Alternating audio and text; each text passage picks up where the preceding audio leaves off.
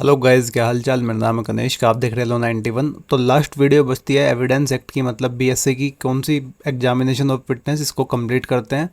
ठीक है, important section पढ़ेंगे, जितने भी हैं सारे पढ़ेंगे, डिटेल में पढ़ेंगे। ठीक है, तो एग्जामिनेशन ऑफ विटनेस क्या होता है, जो चैप्टर है ना ये 10th, ये हमें बताता है कि कैसे विटनेस को एग्जामाइन किया जाता है कोर्ट में। ये ऐसे क्वेश्चंस के आंसर देता है जैसे कि कौन सा क्वेश्चन पहले पूछा जाएगा, किस काइंड के क्वेश्चन अलाउ होते हैं, क्या लीडिंग क्वेश्चन पूछे जा सकते हैं, विटनेस को क्रॉस एग्जामाइन किया जा सकता है क्या, क्या विटनेस को डिक्लेयर किया जा सकता है हॉस्टाइल, प्रीवियस स्टेटमेंट यूज किया जा सकता है। तो इस तरीके के कुछ सारे क्वेश्चंस होते हैं जिनका आंसर देता है एग्जामिनेशन ऑफ फिटनेस वाला चैप्टर। ठीक है, मोस्ट स्कोरिंग चैप्टर है, तो ध्यान से पढ़ लेना। एविडेंस लॉ का हमेशा क्वेश्चन आता है, कहीं ना कहीं जरूर आता है।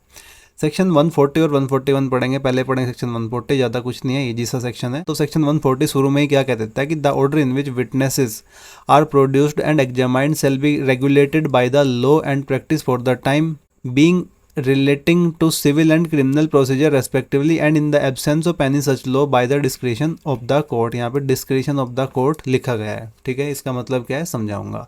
सेक्शन 140 हमें बताता है कि who will call the witness first and in what order वो एग्जामाइन किए जाएंगे कोर्ट में। ठीक है, तो जो ऑर्डर है ना वो डिसाइड होगा according to the law governing civil और क्रिमिनल केसेस।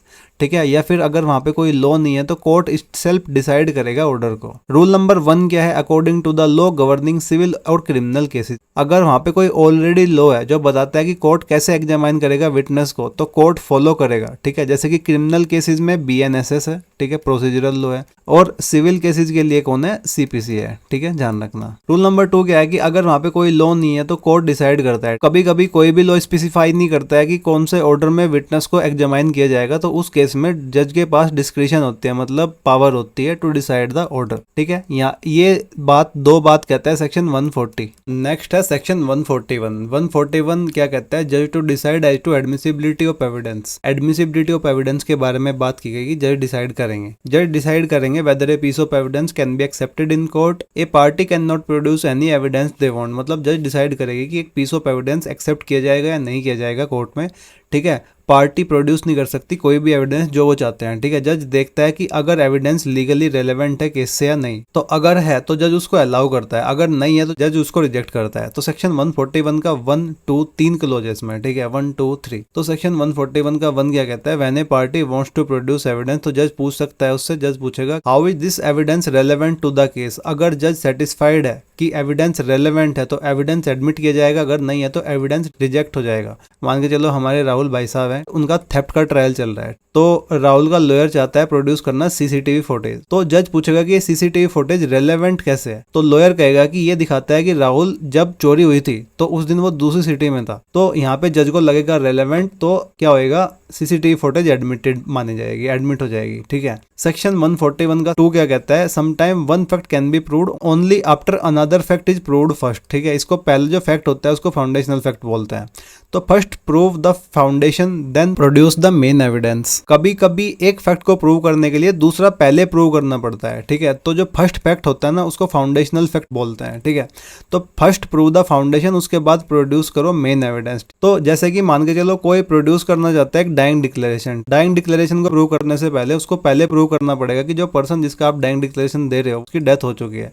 ठीक है, only then dying declaration admit होता है, हमने पढ़ा था पहले। ठीक है, तो यहाँ पे एक एक्सेप्शन है, अगर पार्टी प्रॉमिस करे कि मैं प्रूव करूंगा फाउंडेशनल फैक्ट बाद में और जज ट्रस्ट करता है उस प्रॉमिस पे, तो जज अलाउ कर सकता है कि एविडेंस दिखा दो पहले। ठीक है, एक और इसका एग्जांपल है, मान के चलो कोई पर्सन चाहता है फोटोकॉपी ऑफ डॉक्यूमेंट प्रोड्यूस करना, तो बिफोर यूजिंग द फोटोकॉपी उसको ये प्रूव करना पड़ेगा कि ओरिजिनल डॉक्यूमेंट खो चुके हैं। सिंपल सी बात है, पहले ही पढ़ चुके हैं हम इसको। नेक्स्ट है सेक्शन 141 का 3, sometime the relevancy of one fact depends on another fact. तो जज के पास डिस्क्रिशन होती है टू डिसाइड द ऑर्डर। जज में से prove fact A first then prove fact B, या फिर जज ये भी बोल सकता है कि पहले फैक्ट बी को प्रूव करो उसके बाद ए करना। ठीक है, जज चूज करता है which ever order is more convenient. Registration में दिया गया एग्जांपल वही बता रहा हूँ। मान के चलो राहुल है, ठीक है, वो एक्यूज्ड है कि उसको खोया हुआ एक मोबाइल मिला है, तो राहुल कहता है कि मेरे पास तो मोबाइल कभी था ही नहीं। राहुल का डिनायल इंपॉर्टेंट है, उससे पहले जो फोन है ना वो आइडेंटिफाई किया जाएगा कि ये एक स्टोलन फोन है। तो जज यहाँ पे पहले आइडेंटिफाई कर सकता है फोन को, या तो पहले सुन सकता है राहुल के डिनायल को। तो जज यहाँ पे ऑर्डर डिसाइड करेगा कि जज करना क्या है। इस वाले प्रोविजन को सपोर्ट करता है। नेक्स्ट है सेक्शन 142। सेक्शन 142 में एग्जामिनेशन ऑफ विटनेस के बारे में बताया गया है। एग्जामिनेशन ऑफ विटनेस की 3 स्टेज होती है क्वेश्चनिंग की। सेक्शन 142 एक्सप्लेन करता है 3 stage of questioning a witness court में। पहला है एग्जामिनेशन इन चीफ, दूसरा है क्रॉस एग्जामिनेशन, तीसरा है री एग्जामिनेशन। ठीक है, जो एग्जामिनेशन इन चीफ होता है वो पहला क्वेश्चनिंग होता है विटनेस का। विटनेस को क्वेश्चन किया जाता है सेम पार्टी से जो उसको बुलाता है। मान के चलो प्रोसिक्यूशन है, ठीक है, प्रोसिक्यूशन ने एक विटनेस बुलाया है मालविका, तो मालविका से एग्जामिनेशन इन चीफ में प्रोसिक्यूशन क्वेश्चन करता है। उसके बाद होता है क्रॉस एग्जामिनेशन। अब यहाँ पे डिफेंस को चांस मिलता है जो प्रोसिक्यूशन ने विटनेस बुलाया है ना उससे क्वेश्चन करने का। ठीक है, तो फर्स्ट क्वेश्चनिंग के बाद अपोजिट पार्टी को चांस मिलता है to question the same witness. Purpose क्या है इसका? टेस्ट करना विटनेस की ट्रूथफुलनेस, उसकी गलतियां ढूंढना, एक्सपोज करना कॉन्ट्राडिक्शन या फिर अगर वो झूठ बोल रही है तो उसका। ठीक है, उसके बाद यहाँ पे री एग्जामिनेशन होता है। क्रॉस एग्जामिनेशन के बाद जो पार्टी ओरिजिनली बुलाती है विटनेस को क्वेश्चन कर सकती है विटनेस से दोबारा। इसका पर्पज क्या है कि अगर कोई कंफ्यूजन क्रिएट हुआ ना during cross examination, cross examination एक ट्रायल का सबसे इंपॉर्टेंट पार्ट होता है। ठीक है, तो एक्सप्लेन करना, क्लैरिफाई करना कोई कंफ्यूजन जो क्रिएट हुआ है ड्यूरिंग द क्रॉस एग्जामिनेशन। ध्यान रखना यहाँ पे कोई नई स्टोरी, नए फैक्ट वगैरह इंट्रोड्यूस नहीं होते हैं। एग्जाम्पल समझाता हूँ। मान के चलो एक मर्डर का ट्रायल चल रहा है। मर्डर के ट्रायल में प्रोसिक्यूशन बुलाते हैं एक विटनेस को जिसका नाम होता है मालविका जी। ठीक है, तो सबसे पहले स्टेप क्या था? Examination in chief. Examination in chief में जिसने विटनेस बुलाया वही क्वेश्चन करता है। ठीक है, प्रोसिक्यूशन क्वेश्चन करेगा मालविका से, मतलब कि क्या करेगा कि मान के चलो मर्डर हुआ था 15 मार्च की रात को हुआ था, तो प्रोसिक्यूशन पूछ सकता है क्वेश्चन जैसे कि आपने 15 मार्च की रात को क्या देखा है। यहाँ पे मालविका रिप्लाई करेगी कि मैंने देखा है एक्यूज स्टैब कर रहा था विक्टिम को। ठीक है, ऐसी कुछ, मतलब कि पर्पज क्या है कि जो मालविका है ना वो बताए कोर्ट को फैक्ट जो सपोर्ट करे प्रोसिक्यूशन के केस को। इस चीज़ का पर्पज है किसका? है एग्जामिनेशन इन चीफ का। ठीक है, अब यहाँ पे ये सब कुछ हो गया, मालविका ने बता दिया कि विक्टिम स्टैब कर रहा था। ठीक है, अब यहाँ पे ये चीज़ सपोर्ट कर रही है प्रोसिक्यूशन के केस को। अब यहाँ पे दूसरे स्टेज में क्या होता है? Cross examination. अब यहाँ पे डिफेंस को चांस मिलता है क्वेश्चन करने के लिए। तो यहाँ पे डिफेंस का जो लॉयर है ना वो क्वेश्चन पूछेगा मालविका से, जैसे कि उस दिन अंधेरा था या नहीं था, डार्क था या नहीं था। मालविका कहेगी हाँ अंधेरा तो था। तो आपने पुलिस को क्या बताया है? आपने पुलिस को बताया कि आपने रियल इंसिडेंट होते हुए दिखी या शैडोज दिखी है या फिर कैसा है? इस तरीके से क्वेश्चन पूछता है। ठीक है, आप और विटनेस एनिमी तो नहीं थे, इस तरीके क्वेश्चन पूछता है। पर्पज क्या होता है? चेक करना कि जो मालविका ने जो स्टेटमेंट दिया है पहले वो सच है या नहीं है। ठीक है, और दिखाना कि जो एविडेंस है ना वो रिलायबल नहीं है। ये पर्पज होता है डिफेंस का। ठीक है, क्रॉस एग्जामिनेशन का। क्रॉस एग्जामिनेशन के बाद री एग्जामिनेशन होता है। अब मान के चलो यहाँ पे क्वेश्चन पूछा गया कि उस दिन अंधेरा था या नहीं था। इसने कह दिया मालविका ने क्रॉस एग्जामिनेशन में हाँ अंधेरा तो था। ठीक है, अब री एग्जामिनेशन में कौन क्वेश्चन पूछता है? री एग्जामिनेशन में जिसने बुलाया था पार्टी ने ओरिजिनली, जिसने विटनेस को बुलाया था वो क्वेश्चन कर सकता है विटनेस से दोबारा। मतलब प्रोसिक्यूशन दोबारा क्वेश्चन कर सकता है विटनेस से। तो इसमें प्रोसिक्यूशन पूछेगा कि आपने तो कहा था उस दिन अंधेरा था, तो आपने कैसे देखा एक्यूर्ड को? तो मालविका यहाँ पे आंसर कर सकती है कि वहाँ पे ना ब्राइट स्ट्रीट लाइट थी। ठीक है, जिससे सारा कुछ मेरे को ढंग से दिख रहा था। ठीक है, अब इसका पर्पज क्या हुआ? री एग्जामिनेशन का पर्पज हुआ कि क्लेरिफाई करना डाउट को जो क्रिएट हुए थे किसमें? क्रॉस एग्जामिनेशन में कहा था कि वहाँ पे तो अंधेरा था, फिर ये डाउट क्लियरिफाई किसने किया? री एग्जामिनेशन में प्रोसिक्यूशन ने किया है। ठीक है, तो प्रोसिक्यूशन कोई नया फैक्ट यहाँ पे इंट्रोड्यूस नहीं करेगा, ये ओनली एक्सप्लेन करेगा जो मालविका का अर्लियर स्टेटमेंट था, अर्लियर आंसर था किसमें? क्रॉस एग्जामिनेशन में, बस। ठीक है, तो इतना कुछ बस कहता है 142। समझ में आया? नेक्स्ट है सेक्शन 143। 143 में ऑर्डर बताया जाता है एग्जामिनेशन का। ठीक है, 142 क्या बताता है? एग्जामिनेशन के बारे में। यहाँ पे ऑर्डर बताया गया है। एक विटनेस क्वेश्चन होगा इस ऑर्डर में, पहले होगा एग्जामिनेशन इन चीफ, उसके बाद होगा क्रॉस एग्जामिनेशन, उसके बाद होगा री एग्जामिनेशन। क्रॉस एग्जामिनेशन होगा अगर अपोजिट पार्टी चाहती है, तो री एग्जामिनेशन होगा अगर पार्टी जिसने विटनेस बुलाया है वो चाहता है तो। ठीक है, अब यहाँ पे 143 का सबसेक्शन 1 बताता है। 143 का 2 में एक रूल है, एग्जामिनेशन इन चीफ अगर हो रहा है तो क्वेश्चन जो रिलेट करते हैं टू रेलेवेंट फैक्ट वही डिस्कस होंगे। ठीक, क्रॉस एग्जामिनेशन में क्वेश्चन जो रिलेट करते हैं रेलेवेंट फैक्ट से वो तो होंगे ही होंगे discuss, but opposite party limited नहीं है to what was asked in examination in chief. जो मतलब EIC में पूछा गया था उस तक लिमिटेड नहीं है। इसका मतलब क्रॉस एग्जामिनेशन में लॉयर दूसरे रेलेवेंट क्वेश्चंस भी पूछ सकता है। ठीक है, अगर वो अभी तक कभी डिस्कस ही नहीं किए गए वो भी पूछ सकता है, ध्यान रखना। ठीक है, एग्जांपल दूं, जैसे मान के चलो A है। ठीक है, A का लॉयर है, A के लॉयर ने विटनेस बुलाया था B, तो B से पूछता है कि क्या आपने देखा था C को साइन करते हुए कॉन्ट्रैक्ट को? ठीक है, तो C कहेगा कि हाँ मैंने देखा था। ठीक है, ये हुआ एग्जामिनेशन इन चीफ। अब क्रॉस एग्जामिनेशन में अपोजिट पार्टी क्वेश्चन करेगी B से। क्या क्वेश्चन करेगी? क्वेश्चन यहाँ पे रिलेट होना चाहिए to the relevant fact, but opposite party limited नहीं होती है। ठीक है, जो पूछा गया एग्जामिनेशन इन चीफ में, इसका मतलब कि क्रॉस एग्जामिनेशन में लॉयर पूछ सकता है दूसरे रेलेवेंट क्वेश्चंस भी, जैसे कि भाई आपने जब वो देखा था आपने चश्मे लगाए हुए थे। ठीक है, या फिर आप खड़े थे, बैठे थे, टाइम क्या था, इस तरीके के कुछ भी क्वेश्चन मतलब जो रेलेवेंट है, ठीक है, जो रिलेट करता है रेलेवेंट फैक्ट से जो अभी तक कभी डिस्कस नहीं हुआ है, वो क्वेश्चन भी पूछे जा सकते हैं एग्जामिनेशन इन चीफ में। सेक्शन 143 का 3 क्या कहता है कि री एग्जामिनेशन ओनली होगा फॉर एक्सप्लेनिंग और क्लेरिफाइंग आंसर्स जो दिए गए हैं ड्यूरिंग द क्रॉस एग्जामिनेशन। मतलब ये नहीं कि कोई एक नई स्टोरी इंट्रोड्यूस किए जाए। अब क्या नए फैक्ट इंट्रोड्यूस किए जा सकते हैं? नॉर्मली तो नहीं किए जा सकते, अगर जज परमिशन देता है, ठीक है, तो एक नया फैक्ट इंट्रोड्यूस किया जा सकता है ड्यूरिंग री एग्जामिनेशन भी, याद रखना।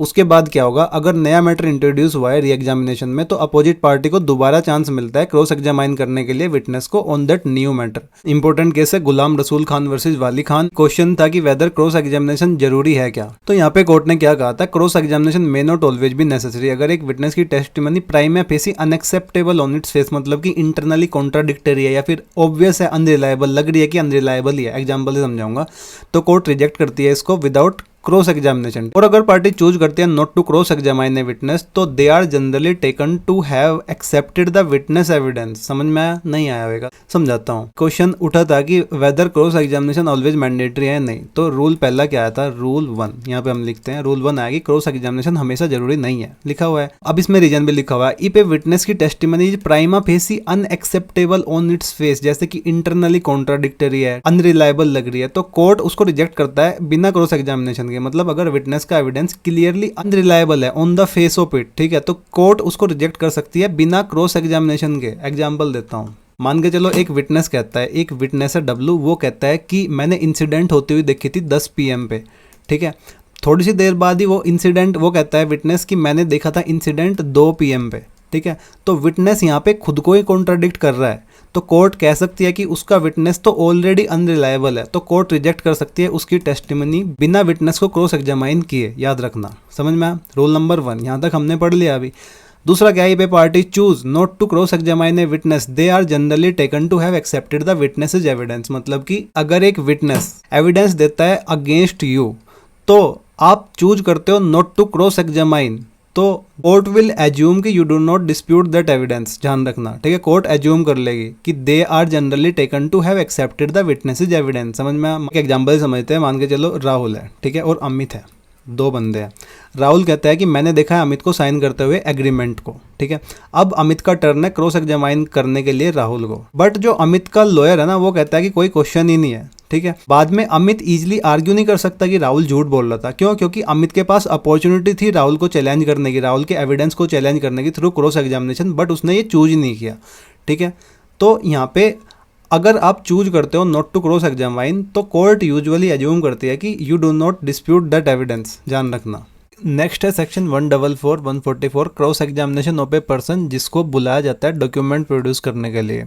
ए person summon to produce a document does not become a witness by the mere fact that he produces it and cannot be cross examined unless and until he is called as a witness। इसका मतलब क्या है, कभी कभी court बुलाता है एक person को only to bring a document, ठीक है। तो just bringing a document, simply bringing the document does not make that person a witness, उसको नहीं बनाता है वो witness. Therefore they can not be cross examined, उनका क्रॉस एग्जामिनेशन नहीं होएगा। They can be cross examine हो सकता है वो ओनली अगर कोर्ट फॉर्मली उनको बुलाता है एज ए विटनेस, ये कहता है सेक्शन 144। ज़्यादा इसमें कुछ नहीं है।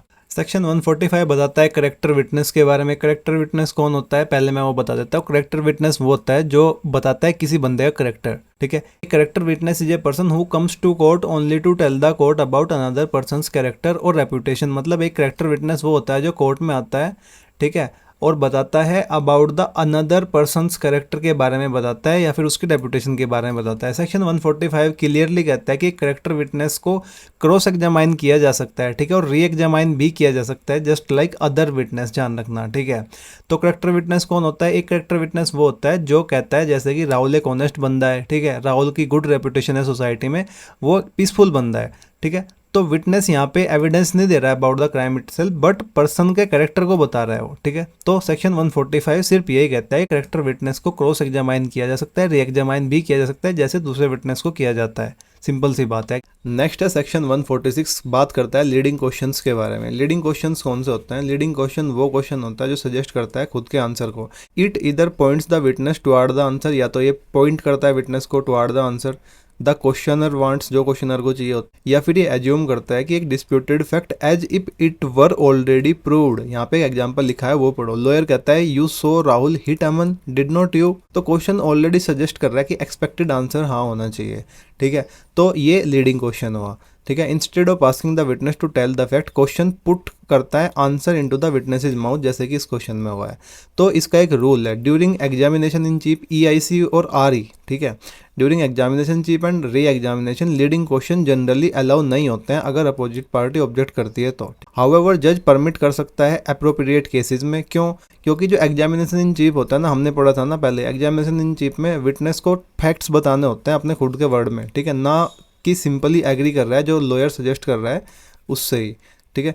तो इसलिए सेक्शन 146 इंपॉर्टेंट है। लीडिंग क्वेश्चंस कहाँ पे यूज होंगे, रूल याद रखना। तो सेक्शन 146 के 1 में बताया गया है व्हाट इज लीडिंग क्वेश्चंस, मैं मेंशन करना भूल गया, दोबारा से कर रहा हूँ। 146 का ये 2 है। 146 के 2 में एक रूल दिया गया है कि एग्जामिनेशन इन चीफ और री एग्जामिनेशन में लीडिंग क्वेश्चन जनरली अलाउ नहीं होते हैं अगर अपोजिट पार्टी ऑब्जेक्ट करती है तो 146 का 1 ये बताता है, 146 का 2 ये बताता है। सेक्शन 146 का 3 क्या बताता है कि इस केस में, ठीक है, इन चीज़ों में एग्जामिनेशन इन चीफ में और री एग्जामिनेशन में कब लीडिंग क्वेश्चन अलाउ होंगे। तो जज यहाँ पे अलाउ कर सकता है लीडिंग क्वेश्चंस को उन मैटर पे जो कि इंट्रोडक्टरी हो, अनडिस्प्यूटेड और ऑलरेडी जो सफिशिएंटली प्रूव हो चुके हो। इंट्रोडक्टरी मतलब कि बेसिक बैकग्राउंड इन्फॉर्मेशन, जैसे कि आपका नाम सुरेश है, आप दिल्ली में रहते हो, तो इस तरह के क्वेश्चन पे जज अलाउ कर सकता है। अनडिस्प्यूटेड फैक्ट जो दोनों पार्टी जिस पे ऑलरेडी एग्री किया हुआ हो, मतलब कि एवरीवन एग्री की एक्सीडेंट 15 मार्च को हुआ था, दोनों पार्टी एग्री करते हैं, तो लॉयर पूछ सकता है लीडिंग क्वेश्चन की एक्सीडेंट हुआ था ना 15 मार्च को, सही है, तो ये अलाउ है। ऑलरेडी सफिशिएंटली प्रूव मतलब कि fact that have already been clearly established by earlier evidence, मतलब कि कोर्ट ऑलरेडी प्रूव कर चुका है दूसरे एविडेंस से कि एग्रीमेंट साइन हुआ था 1 जनवरी को, ठीक है। तो लॉयर पूछ सकता है कि एग्रीमेंट वो साइन ऑन 1 जनवरी, है ना, तो जज इसको अलाउ कर सकता है, ठीक है। किस केस में, अभी इसी केस की बात कर रहे हैं, अभी क्रॉस एग्जामिनेशन की हमने बात नहीं की है। सेक्शन 146 का 4 क्या बताता है कि during cross examination leading question allow होता है। अभी सबसे पहले इस सेक्शन में बताया गया कि लीडिंग क्वेश्चन क्या होते हैं। दूसरा रूल है कि एग्जामिनेशन इन चीफ EIC में और RE में जनरली अलाउ नहीं होते हैं। अलाउ होते भी हैं तो कब होते हैं, ठीक है। और 146 के 4 में बताया गया कि during cross examination leading question allow होता है। क्यों? क्योंकि पर्पज ही क्रॉस एग्जामिनेशन का ये होता है टेस्ट करना विटनेस को, चैलेंज करना उसके विजन को और एक्सपोज करना उसके झूठ या फिर कॉन्ट्राडिक्शंस वगैरह। तो लीडिंग क्वेश्चन हेल्प करते हैं अचीव करने में उस पर्पज को। एग्जाम्पल जैसे कि डिफेंस लॉयर पूछता है कि आप 100 मीटर दूर खड़े थे, है ना, खड़े थे ना, उस दिन अंधेरा था, है ना, तो ये लीडिंग क्वेश्चन होते हैं, ये अलाउ होते हैं क्रॉस एग्जामिनेशन में, ऐसा सेक्शन 146 कहता है, ठीक है। ये सारा कुछ जो हमने अब तक पढ़ा है। नेक्स्ट है सेक्शन 149, कुछ स्किप कर रहा हूँ क्योंकि इंपॉर्टेंट उसमें रूल्स लिखे हुए हैं जो हम पहले पढ़ चुके हैं, ठीक है, ध्यान रखना, अपने आप एक बार डायरेक्ट में जाके पढ़ लेना उनको। सेक्शन 149 में क्वेश्चन बताए गए हैं लॉफुल है जो क्रॉस एग्जामिनेशन में, ठीक है। सेक्शन 149 कहता है क्रॉस एग्जामिनेशन के टाइम पे अपोजिट पार्टी अलाउ होती है पूछने के लिए ज़्यादा टाइप के क्वेश्चन जो पूछे जाते हैं एग्जामिनेशन इन चीफ में, हमें पता है। तो पर्पज होता है इसका टेस्ट करना विटनेस की ट्रूथफुलनेस और रिलायबिलिटी, ठीक है। तो यहाँ पे सेक्शन 149 देता है 3 broad purpose for which question पूछे जा सकते हैं क्रॉस एग्जामिनेशन में, beyond questions about relevant fact से बियॉन्ड भी, ठीक है। पहला है टेस्ट वेरिसिटी। टेस्ट वेरिसिटी मतलब कि ट्रूथफुलनेस और ऑनेस्टी को वेरिसिटी बोलते हैं। दूसरा डिस्कवर आइडेंटिटी, उसकी आइडेंटिटी और स्टेटस को डिस्कवर कर सकते हैं। तीसरा है सेक क्रेडिट बाय इंज्यूरिंग कैरेक्टर, ठीक है, पढ़ेंगे डिटेल में। तो पहला क्या है, टेस्ट वेरिसिटी, मतलब कि वेरिसिटी का मतलब होता है ट्रूथफुलनेस या फिर ऑनेस्टी। लॉयर पूछ सकता है क्वेश्चन ढूंढने के लिए कि विटनेस सच बोल रहा है नहीं बोल रहा है, ठीक है। जैसे कि you lied in previous case, है ना, तो ऐसे क्वेश्चन पूछ सकता है वो। जैसे कि विटनेस कहता है मैंने क्लियरली एक्सीडेंट होते हुए देखा है, ठीक है। तो क्रॉस एग्जामिनिंग जो लॉयर होता है वो पूछ सकता है क्वेश्चन जैसे कि कितना दूर आप खड़े थे या फिर आपने अपने चश्मे लगाए हुए थे या नहीं, मतलब इस तरह के क्वेश्चन पूछ सकता है और, ठीक है। ये क्वेश्चन टेस्ट करते हैं कि वेदर विटनेस सच बोल रहा है नहीं बोल रहा है। दूसरा डिस्कवर आइडेंटिटी स्टेटस, मतलब कि find out who witness really, उसकी ऑक्यूपेशन पूछ सकता है, बैकग्राउंड कनेक्शन पोटेंशियल बायस वगैरह पूछ सकता है। लॉयर पूछ सकता है क्वेश्चन जानने के लिए कौन विटनेस है, क्या विटनेस करता है, क्या विटनेस की रिलेशनशिप है विद पार्टीज। तो ये हेल्प करते हैं कोर्ट को समझने के लिए कि वेदर द विटनेस में बी बायस्ड और नॉट। नेक्स्ट है सेक क्रेडिट बाय इंज्यूरिंग कैरेक्टर, लिखा हुआ है सेक क्रेडिट बाय इंज्यूरिंग कैरेक्टर। क्रेडिट का मतलब होता है बिलीवेबिलिटी और क्रेडिबिलिटी, ठीक है, विटनेस की, ठीक है। तो लॉयर क्वेश्चन पूछ सकता है question that expose the witness as a person of bad character whose evidence should not be trusted.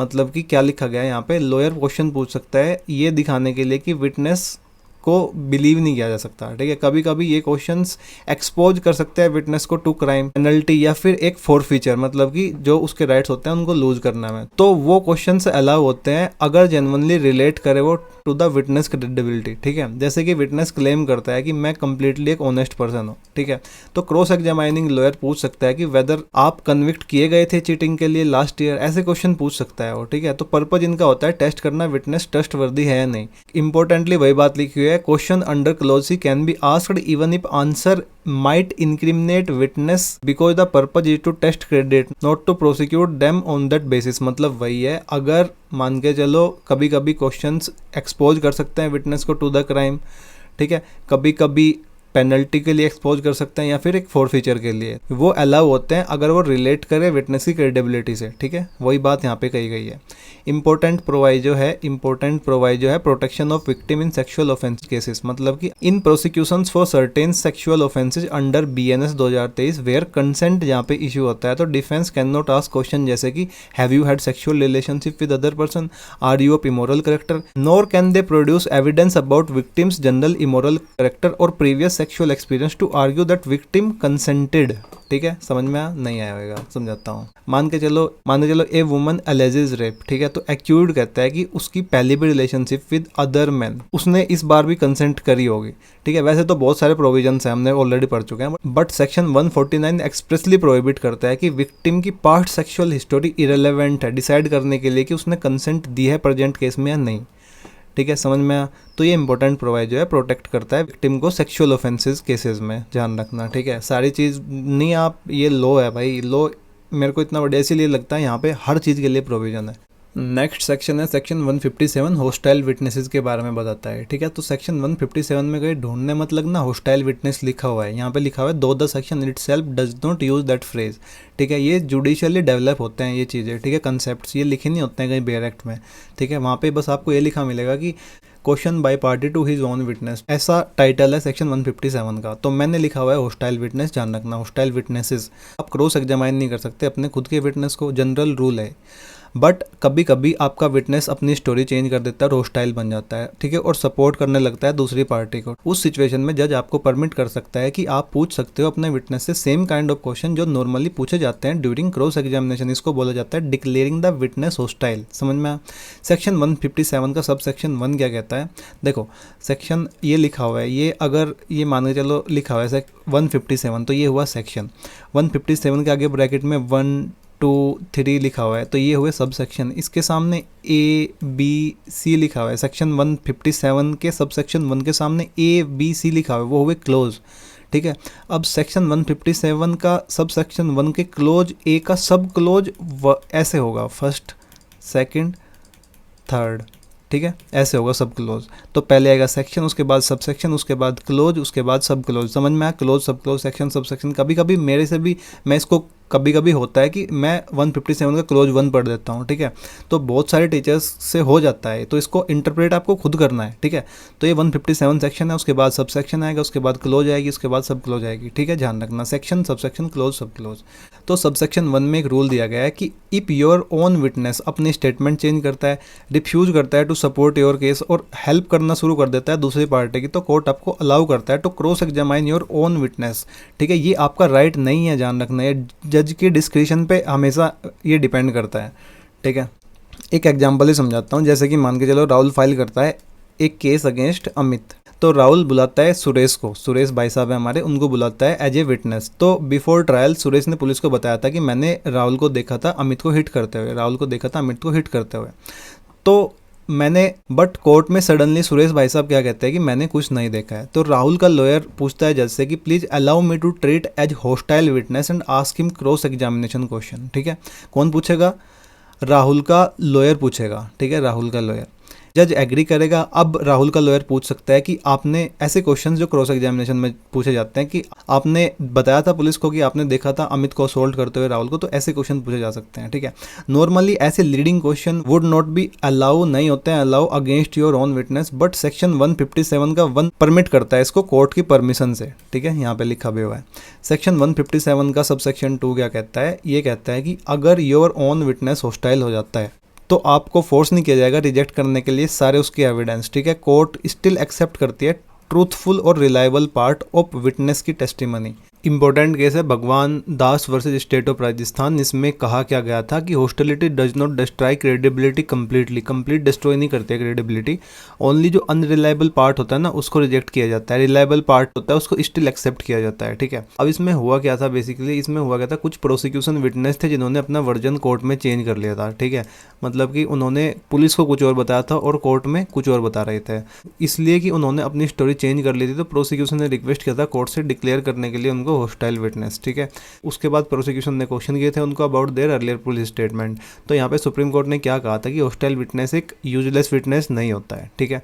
Court does not throw away the entire testimony of a hostile witness, instead court examine करता है evidence को carefully. अगर कुछ part witness की testimony में true है, ठीक है, रिलायबल है और सपोर्ट कर रहे हैं, कोरोबोरेटिंग भी है, तो कोर्ट रिलाई करता है उस पार्ट पे। ओनली जो फॉल्स और अनरिलायबल पार्ट होता है ना उसी को इग्नोर किया जाता है, ठीक है। इंपॉर्टेंट है, याद रखना। इंपॉर्टेंट सेक्शन और बचता है, वो है 168। 168 में जजेस की पावर के बारे में बात की गई है। टू आस्क द क्वेश्चन, जज कुछ भी क्वेश्चन पूछ सकता है क्या, जज भी क्वेश्चन पूछ सकता है क्या, फिर लॉयर ही क्रॉस एग्जामिनेशन में या फिर ईआईसी में क्वेश्चन पूछ सकता है, तो उसके बारे में बात करेंगे। नॉर्मली लॉयर क्वेश्चन पूछ सकता है विटनेस से, बट कभी कभी जज को लगता है कि कोई इंपॉर्टेंट फैक्ट है जो अभी तक कोर्ट के सामने नहीं लाए गए हैं, तो उस पर जज, उस सिचुएशन में जज पर्सनली क्वेश्चन पूछ सकता है या फिर ऑर्डर दे सकता है टू प्रोड्यूस द डॉक्यूमेंट, ठीक है, ट्रूथ को डिस्कवर करने के लिए।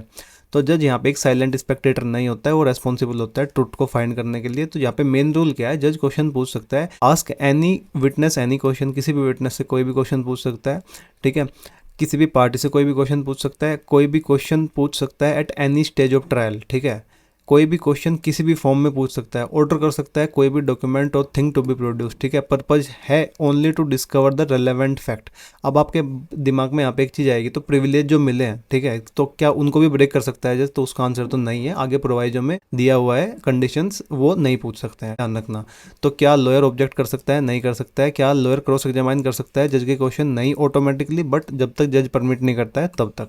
तो प्रोवाइजो, पहला प्रोवाइजो क्या है, इवन दो जज has wide power, final judgement must still be based only on relevant fact under the BSA and properly proved evidence पे ही होगा, ठीक है। जज डिसाइड नहीं कर सकता एक केस को बेस्ड ऑन इरेलेवेंट फैक्ट या फिर पर्सनल ओपिनियन पे, ठीक है। सेकंड इंपॉर्टेंट प्रोवाइजो है जो जज की पावर को लिमिट करता है। जज की पावर अनलिमिटेड नहीं होती है, जज लीगल प्रिविलेज ब्रेक नहीं करेगा। जज can not force a witness to disclose important information जो प्रोटेक्ट की गई है अंडर सेक्शन 127 से 136, ठीक है, जो कि जिनको बोला जाता है प्रिविलेज्ड कम्युनिकेशन, ठीक है। इम्प्रॉपर या फिर ऑफेंसिव क्वेश्चन नहीं पूछ सकता। एक जज कैन नॉट आस्क क्वेश्चन जो इम्प्रॉपर हो अंडर सेक्शन 151 और 152, ये इंक्लूड करते हैं इंसल्टिंग, स्कैंडलस और अननेसेसरीली ऑफेंसिव क्वेश्चंस, ठीक है। इग्नोर नहीं कर सकता rule of primary evidence. Primary evidence का रूल क्या होता है कि अगर आपको कुछ भी प्रूव करना है, ठीक है, कोई भी कंटेंट किसी डॉक्यूमेंट का प्रूव करना है, तो आपको पहले प्रोड्यूस करने पड़ेंगे ओरिजिनल डॉक्यूमेंट कोर्ट के सामने। ये क्या है, ये रूल है, ठीक है, ये नॉर्मल रूल होता है। तो यहाँ पे जज ये नहीं कह सकता है कि प्रोड्यूस ना करो ओरिजिनल डॉक्यूमेंट, कॉपी बहुत है, ठीक है, जब तक लॉ इटसेल्फ उसको अलाउ नहीं करता सेकेंडरी एविडेंस की फॉर्म में, तब तक। तो normal rule of primary evidence still follow किया जाएगा, ये प्रोवाइजो बताता है। इन दो चीज़ का मतलब, पहले पावर दी गई है, उसके बाद कंडीशंस भी दी गई है कि ऐसा ऐसा सर आप नहीं कर सकते हो, ठीक है, यू आर ए जज, तो आप still you are not allowed. तो यहाँ पे ये वीडियो कंप्लीट होती है। अभी इसमें कुछ सेक्शंस हैं जो कि इतने ज़्यादा इंपॉर्टेंट एग्जाम पर्पज़ के लिए तो नहीं है, अगर आप किसी इंपॉर्टेंट एग्जाम के लिए पढ़ रहे हो तो उसके लिए तो एक एक वर्ड इंपॉर्टेंट होता है, ठीक है। तो जब मेरे को टाइम मिलेगा मैं डाल दूंगा वीडियो, टेंशन ना लेना। अभी के लिए एग्जाम पॉइंट ऑफ व्यू के लिए ये वीडियो काफ़ी है, ठीक है। लाइक शेयर सब्सक्राइब कर देना। दूसरी स्लाइड में मैं नहीं जा रहा हूँ, यहाँ पे पीपीटी आएगी, ये पूरी वीडियो प्ले लिस्ट आएगी, इसको देख लेना। इस वाले लिंक से चैनल को सब्सक्राइब कर लेना, पीपीटी डाउनलोड कर लेना, ये बची हुई वीडियो सब कुछ देख लेना। अगर आपका एग्जाम है तो ऑल द वेरी बेस्ट आपके एग्जाम के लिए। मिलते हैं नेक्स्ट वीडियो में, सीआरपीसी स्टार्ट करूंगा 2 दिन में, इसको वीडियो को अपलोड करते ही उसमें मिलते हैं, ठीक है। Bye bye.